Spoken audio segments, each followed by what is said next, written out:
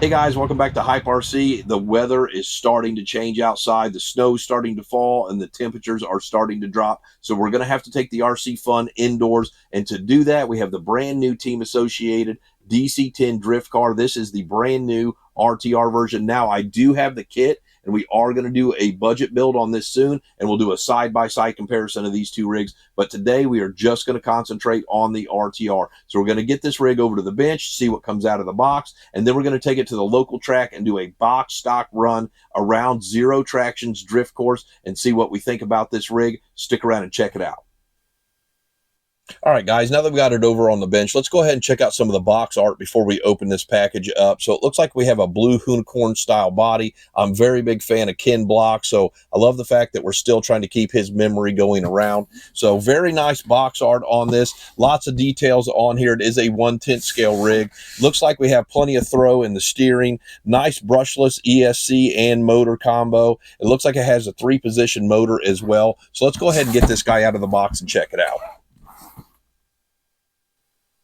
So it looks like we get a ton of stuff with this rig. Now that I got everything unpackaged, let's take an up close look at what you get. We're going to start off with the remote. So this is their XP120 remote. It does have steering and throttle trim and dual rates for both. You can reverse the steering and the trim here as well. It's pretty basic remote. It does take 4 AA batteries that do not come with it. It is definitely not one-handed, easily drivable, but for drifting, generally you're going to be using 2 hands anyways. We'll see how this works out once we get out there on the course. And then we get an instruction manual for that with a bind plug. We get a user's manual for the ESC. We get a little troubleshooting guide on the motor as well, some double-sided 3M adhesive. Now, this is the instruction manual for the gyro with an adjustable little screwdriver. It does not look like we can adjust the gyro from the remote, so you're going to have to do that directly from the top of the gyro itself. It looks like we get a team-associated little purchase guide with some vehicles in it here, a nice little code to go ahead and download the manual directly to your phone,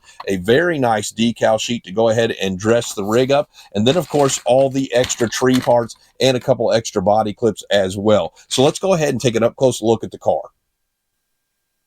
So let's go ahead and start off by taking a look around the outside of this rig. This is definitely a unicorn style blue body, definitely a team associated blue. It does have some nice flake in it, and it is very sharp looking in person. They've labeled this the Drifter. We have some nice carbon fiber decals on the hood and the front splitter as well, and a very nice set of intakes on the hood of the vehicle. Now they have stickered the windows out all the way around, but we do have a light impression of a roll cage, so that gives it some nice detailed scale looks. We have 12-spoke rims. Now, this is held on by body posts all the way around. I would have really liked to have seen magnets all the way around because scale detail in drift is a very important aspect. Now, we do have some very nice side skirts that are also stickered up with carbon fiber and some vents on the side. We do have door handles, but we do not have rear view mirrors. Now, the rear end of this car is super sharp. I really like what they've done. We have a very nice spoiler and an absolutely huge rear diffuser on this vehicle, kind of Camaro Corvette-esque type rear lights on this as well.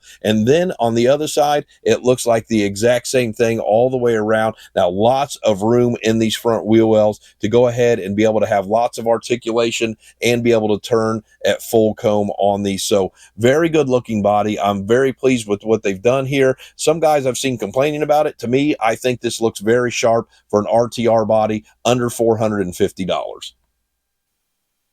So the first thing I noticed when taking a look underneath this hood is that Team Associated has pretty much done away with all of the aluminum and carbon fiber bits underneath the hood. We do have plastic shocks, plastic shock towers, plastic steering knuckles, and plastic chassis lower and upper rails. Now, they did leave us the aluminum motor mount to keep that nice and stiff, and that is a nice detail. Let's go ahead and talk about the electronics in this. So we have the XPR4 4-channel receiver, the Team Associated gyro, which is physically tunable with the mini screwdriver from the top. Then we have a brushless motor, and at this price point, that is a good deal. This is the 3,300 kV brushless sensorless motor, and then on the rear of the vehicle, we have the Team Associated Reedy SC600 BL2 60 amp 2 and 3S capable motor. This does have a 6-volt BEC. Now, the one odd thing is that it does have a Dean's T-plug connector on it. I will be changing that out, but we're going to do a completely box stock run on this. One thing that I absolutely love is the fact that they did leave the adjustable links on this instead of solid links, so you can adjust the camber and the toe, which is extremely important on an RC car. And the other thing that I noticed is they do have the motor in the lower position. This can be adjusted upwards, and this is an adjustable battery tray that can be moved back to get more weight towards the rear of the vehicle. And I plan on doing a lot of tuning to this vehicle, but today we are going to run this thing box stock. So I'm going to get some batteries charged up, and we're going to get this thing out for a drift.